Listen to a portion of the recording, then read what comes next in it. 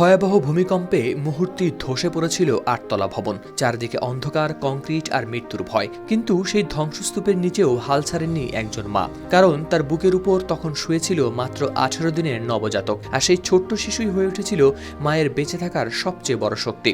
ভেনেজুয়েলায় ভয়াবহ ভূমিকম্পে ধসে পড়া একটি বহুতল ভবনের নিচে প্রায় ২৪ ঘন্টার বেশি সময় আটকে ছিলেন ডায়ানা প্যাটিনো। তার সঙ্গে ছিল মাত্র ১৮ দিনের ছেলে হুয়ান ডেভিড।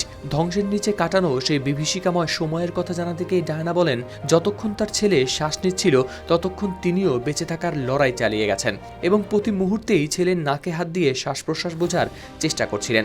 সংবাদ মাধ্যম বিবিসির প্রতিবেদনে প্রকাশ পেয়েছে এই তথ্য। ডায়ানার ভাষায় ছেলে বেঁচে আছে এই বিশ্বাসই তাকে মৃত্যুর কাছে হার মানতে দেয়নি। ভূমিকম্পের সময় তিনি নিজের অষ্টম তলার অ্যাপার্টমেন্টে থালা বাসন ধুচ্ছিলেন। হঠাৎ কম্পন শুরু হতেই কোলে তুলে নেন ছেলেকে। এরপর মুহূর্তেই ভবনটি ধসে পড়ে। তিনি বলেন, মনে হচ্ছিল তিনি যেন আকাশে উড়ে যাচ্ছেন। তারপর পানি, ধুলো আর কংক্রিটের ভেতর একটি গভীর গর্তে আটকে যান। বা পা কংক্রিটের নিচে চাপা পড়ে যায়, মাথার একপাশে আটকে ছিল পাথরের সঙ্গে। তিনি নড়াচড়াও করতে পারছিলেন না। প্রথমে চিৎকার করলেও পরে বুঝতে পারেন এতে শুধু শক্তিই নষ্ট হচ্ছে। তখন তিনি সিদ্ধান্ত নেন মানুষের কণ্ঠস্বর শুনলেই শুধু সাহায্যের জন্য ডাকবেন। একসময় তিনি টের পান শরীরের নিচে একটি বাইবেল রয়েছে। সেই মুহূর্ত থেকেই তার মনে নতুন করে আশার জন্ম হয়।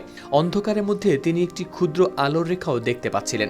এর কিছুক্ষণ পর ভাইয়ের কণ্ঠে নিজের নাম শুনতে পান। তখন জীবনের সব শক্তি দিয়ে চিৎকার করে বলেন, আমি এখানে।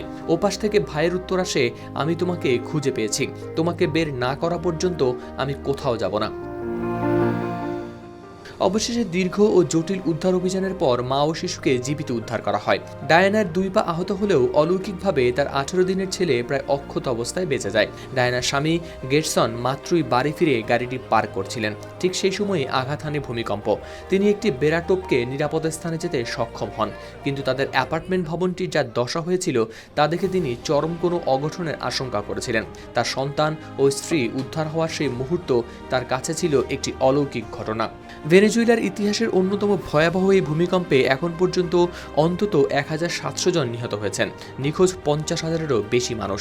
তবু এই ধ্বংসস্তূপের মধ্যেও ডায়ানা ও তার নবজাতকের গল্প অনেকের কাছে হয়ে উঠেছে আশা, ভালোবাসা আর মাতৃত্বের এক অসাধারণ প্রতীক।